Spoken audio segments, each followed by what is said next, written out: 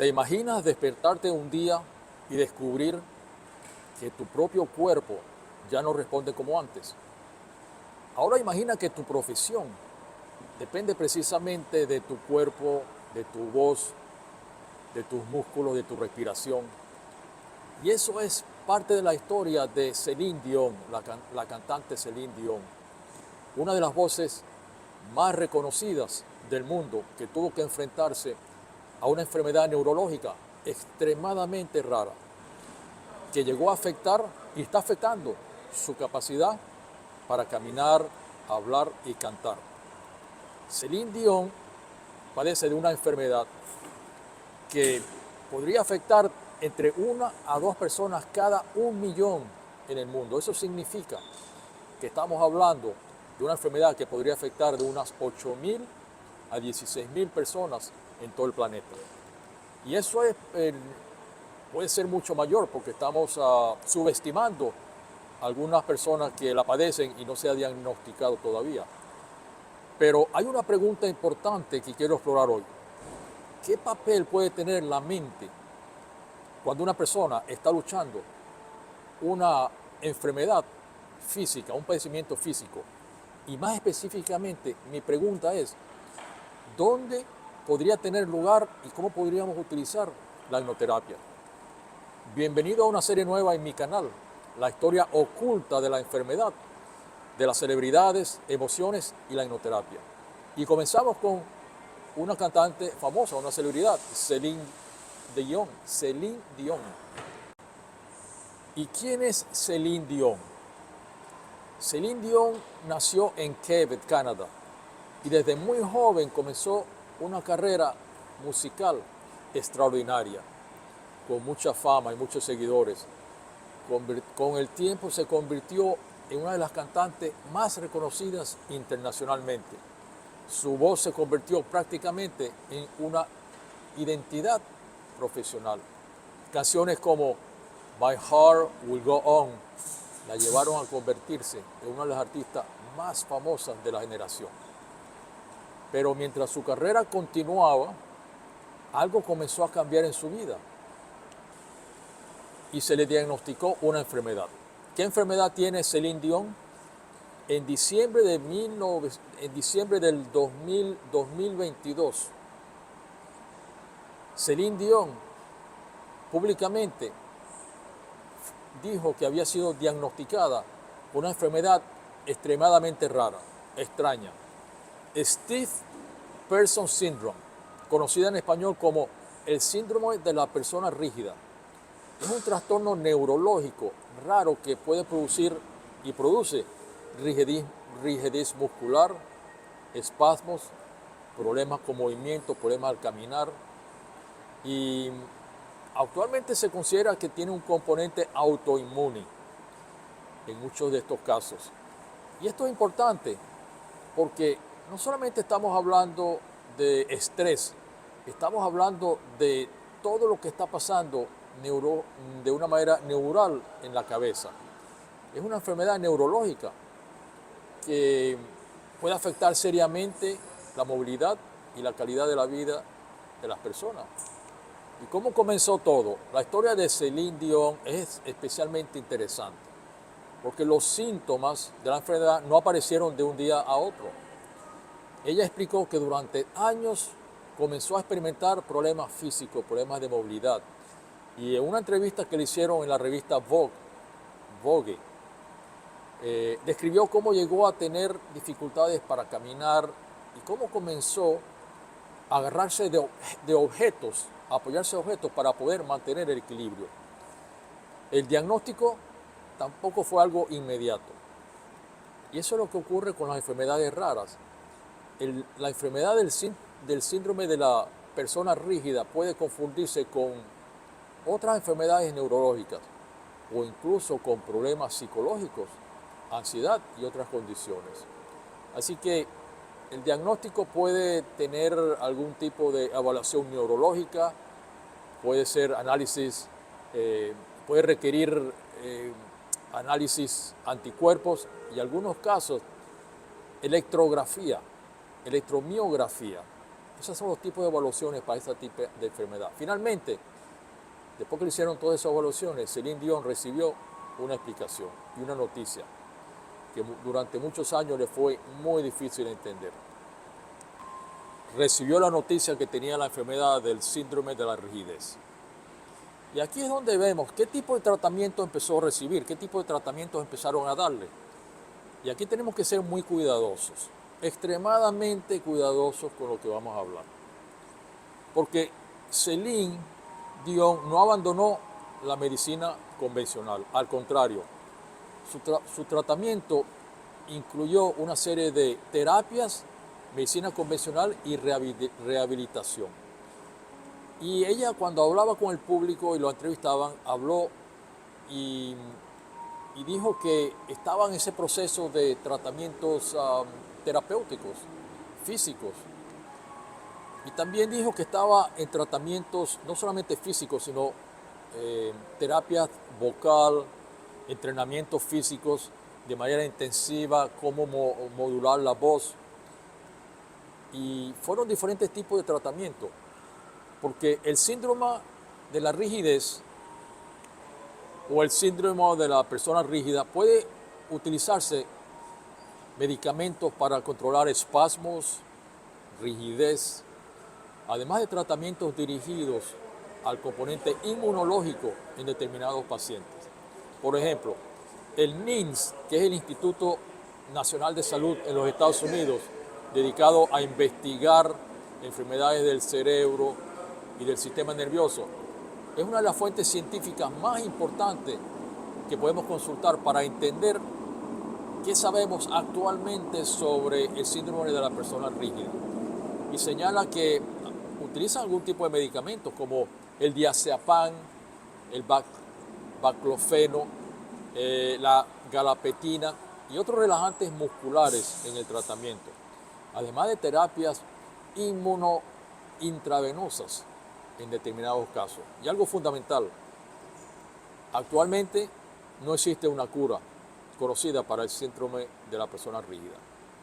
El objetivo es controlar, darle una mejor calidad y controlar los síntomas para mantener la función y mejorar la calidad de vida. Y aquí vamos a hablar de cómo le afectó la vida emocionalmente. Y aquí comienza la parte que me interesa y le interesa a ustedes específicamente como la hipnoterapia. Porque una enfermedad no solamente afecta al cuerpo, también puede afectar la identidad de la persona, afectar la autoestima, la seguridad, afecta las relaciones personales, las relaciones privadas en su familia, relaciones con sus amistades, el trabajo, afecta los sueños que puede tener la persona de su futuro y el miedo al futuro. Para esta artista Celine Dion el impacto fue mucho más profundo, porque su voz no era simplemente una herramienta de trabajo, su voz era su carrera, su profesión. Y en su documental, Celine habló de la importancia que su voz tenía en su vida. Y de repente, aquello que había controlado durante toda su vida comenzó a estar fuera de su control. Porque como artista, ella podía controlar su voz. Y empezó a sentir que no controlaba su voz y que no podía manejarla a su manera durante sus conciertos. También habló públicamente a todos sus seguidores, a todas sus personas que la querían, y la enorme carga emocional de ocultar la enfermedad, porque la ocultó por mucho tiempo. Y finalmente decidió hablar sobre la enfermedad a todas las personas que la querían y la seguían. Imaginen un momento lo que puede significar eso. Una persona acostumbrada a subirse a un escenario frente a millones de personas, ahora tiene que preguntarse y siente, voy a poder caminar, voy a poder hablar, voy a poder cantar, voy a poder subir al escenario sin caerme. Eso genera una dimensión emocional que merece ser estudiada. Y eso es lo que vamos a hacer el día de hoy.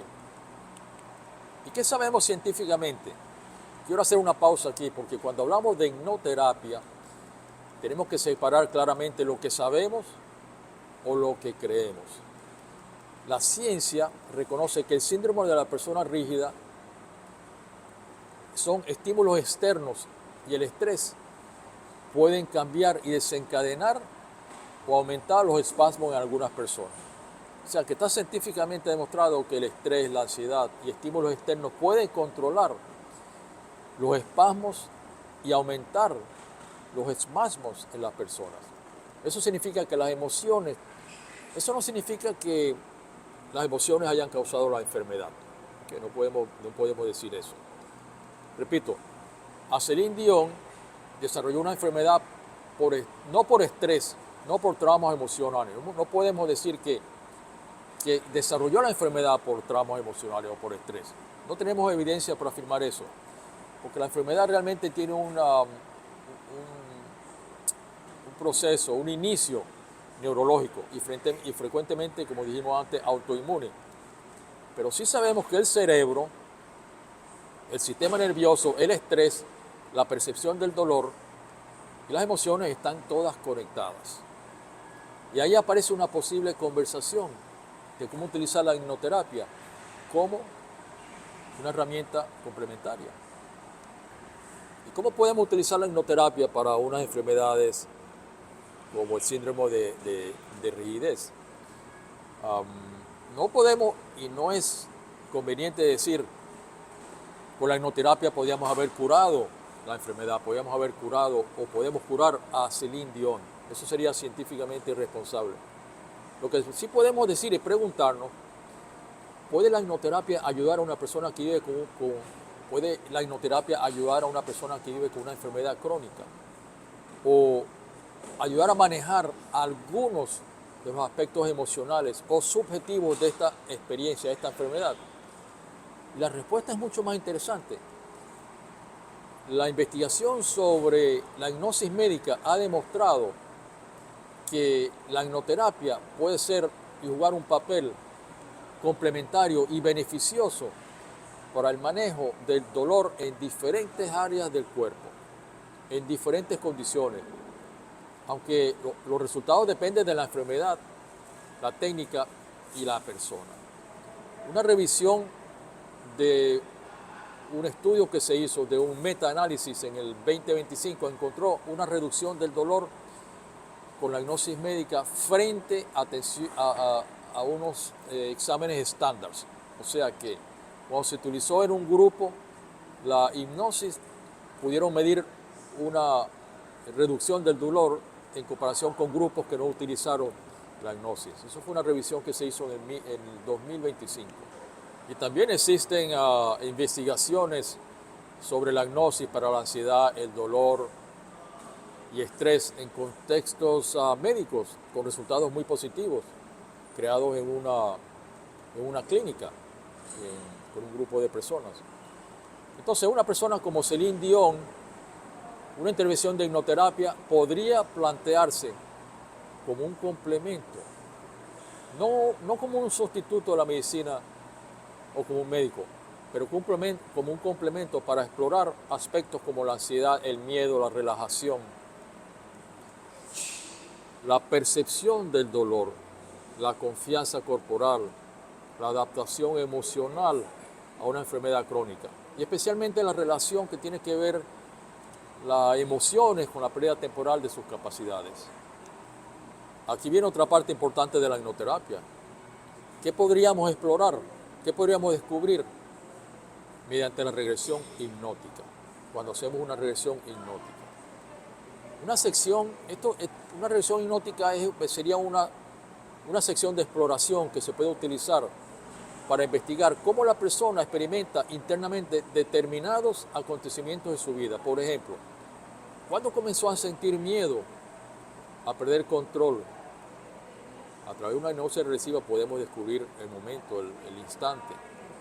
Podemos descubrir qué significa para una persona sentirse vulnerable, qué tipo de emociones experimenta. ¿Qué emociones aparecen cuando piensan en su futuro? ¿Cómo ha cambiado su identidad desde el diagnóstico de la enfermedad? Porque la enfermedad es un diagnóstico de un síntoma, de un problema. ¿Qué representa para ella su voz? También con la hipnosis regresiva podríamos averiguar qué recuerdos aparecen asociados, como sentirse fuerte, sentirse segura, sentirse capaz. ¿Qué creencias actualmente tiene sobre su cuerpo?